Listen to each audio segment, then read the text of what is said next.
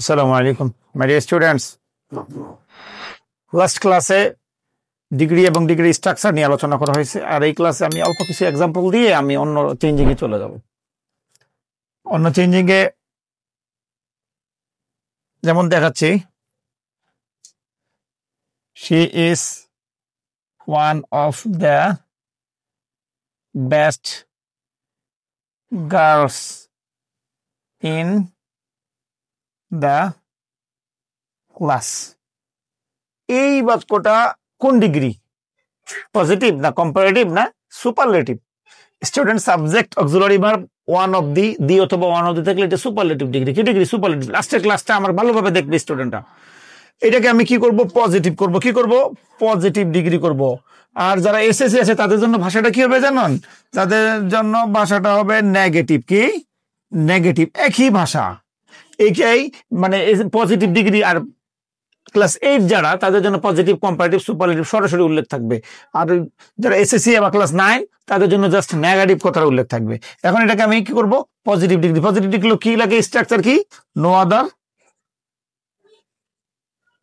No other oblique very few.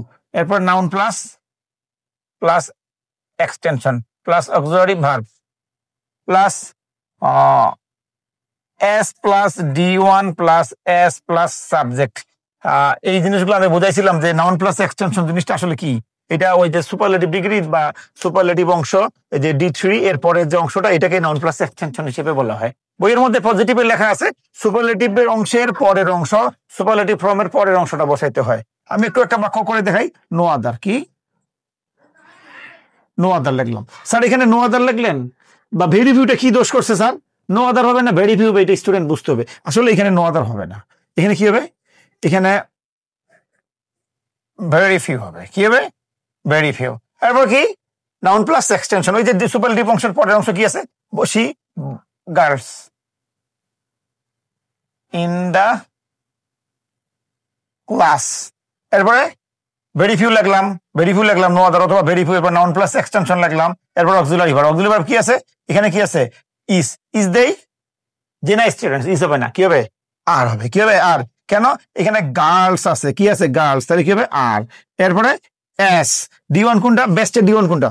Good. এরপরে as plus সাবজেক্টকে she.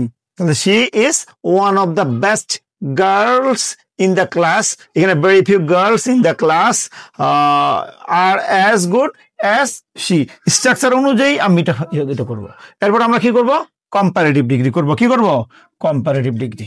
Comparative করতে গেলে কম্পারেটিভ স্ট্রাকচার জানতে হবে। এটা ক্লাস 8 দের জন্য। কম্পারেটিভ স্ট্রাকচার কি? প্রথমে সাবজেক্ট বসে, অক্সিলারি ভার্ব বসে, এরপরে D2 মানে কম্পারেটিভ ফর্ম। এখানে কি আছে? বেস্ট।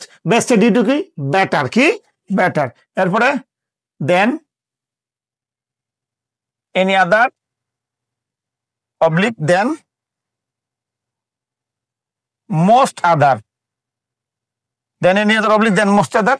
এরপর নাউন, ওই যে গার্লস বয়েস এগুলো থেকে, বা মেটালস গোল্ডের ক্ষেত্রে বা কোনো জিনিসের ক্ষেত্রে, এগুলো নাউন গুলো বলে দেয়। Noun plus extension.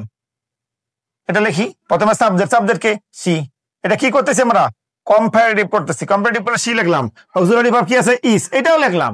এরপরে বলছে D2 দেন। D2 আসলে কোথায় পাবো? এই বেস্ট এর কাছে যাবো। বেস্ট বললে আমি D3, আমার D2 হলো বেটার, দিলাম বেটার। She is better. এরপর কি?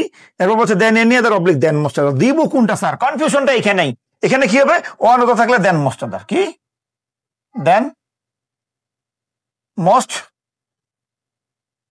আদার। এরপর নাউন প্লাস এক্সটেনশন কি আছে? সি থাকলে তো গার্লস ইন দা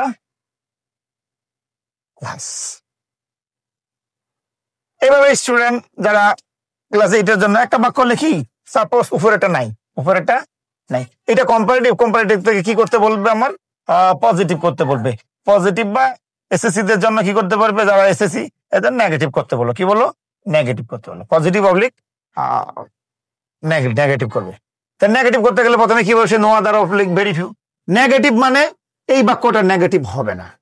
এই বাক্যগুলো নেগেটিভ ওইভাবে দিবে না। নেগেটিভ গুলো দিবে ওয়ান অফ দি দ্বারা বা দেন মোস্ট আদার দিয়ে হয় না। যেমন শি ইজ বেটার এইভাবে থাকতে পারে, দেন any other girl in the class.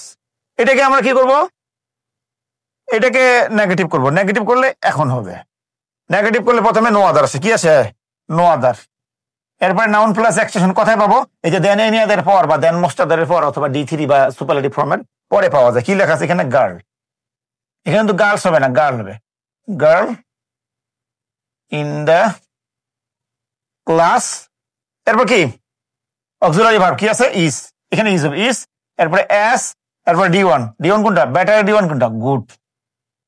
এরপরে এস, সাবজেক্ট কে, স্টুডেন্ট যদি না বুঝে আমাকে কমেন্টে জানাবে, স্যার এই যে বিষয়গুলো ক্লিয়ার না, মনোযোগ দিলে এইগুলো ক্লিয়ার হয়ে যাবে ইনশাআল্লাহ তাআলা।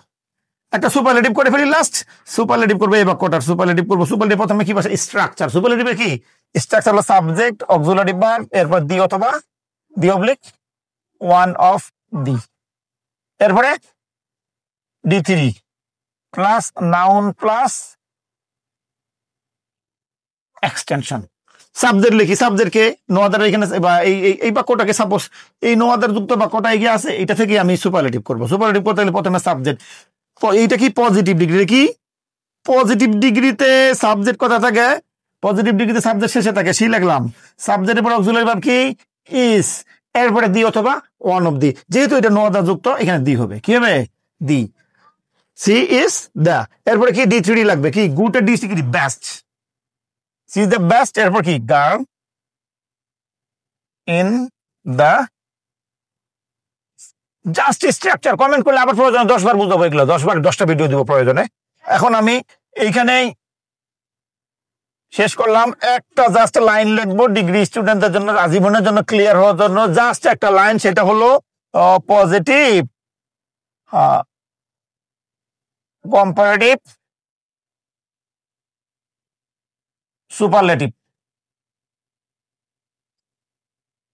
অনেক স্টুডেন্ট বলে স্যার কোথায় নো আদার, কোথায় ভেরি ফিউ, কোথায় দি অথবা কোথায় ওয়ান অফ দি, কোথায় দেন এনি আদার, কোথায় দেন মোস্ট আদার, এগুলো কিভাবে বুঝবো? পজিটিভ ডিগ্রিতে যখন নো আদার থাকবে, কি থাকবে, নো আদার। কম্পারেটিভ করলে than any other, than any আদার।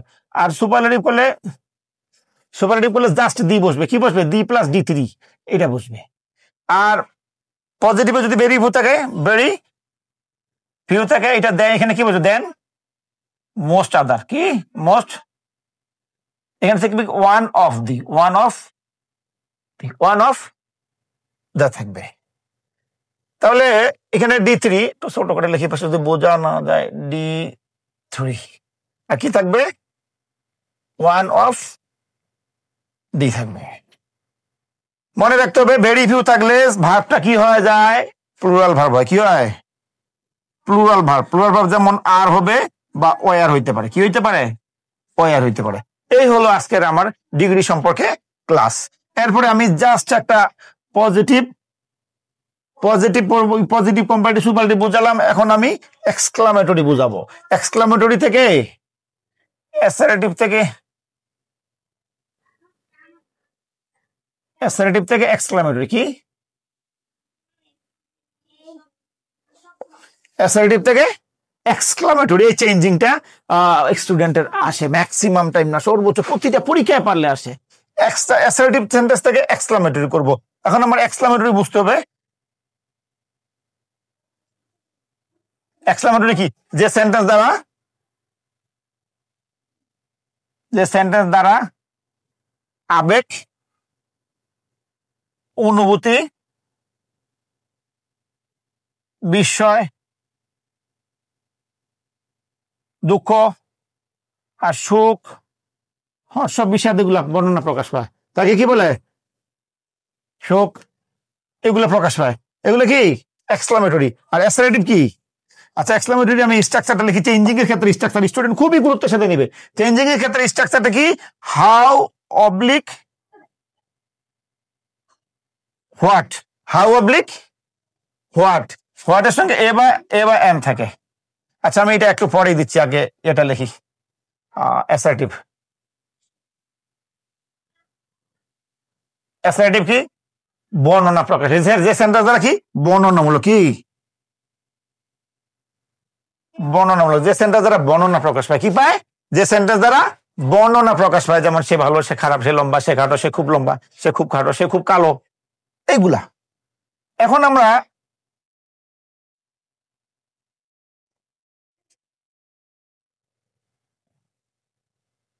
এক্সক্লামেটরি স্ট্রাকচার লিখি আর অ্যাসার্টিভের স্ট্রাকচারটা লিখি। এক্সক্লামেটরি কি? হাউ অবলিক হোয়াট, হোয়াটের সঙ্গে এ বা এন থাকে। এরপরে অ্যাডজেক্টিভ, এরপরে এক্সটেনশন থাকে অনেক সময়, এরপরে সাবজেক্ট প্লাস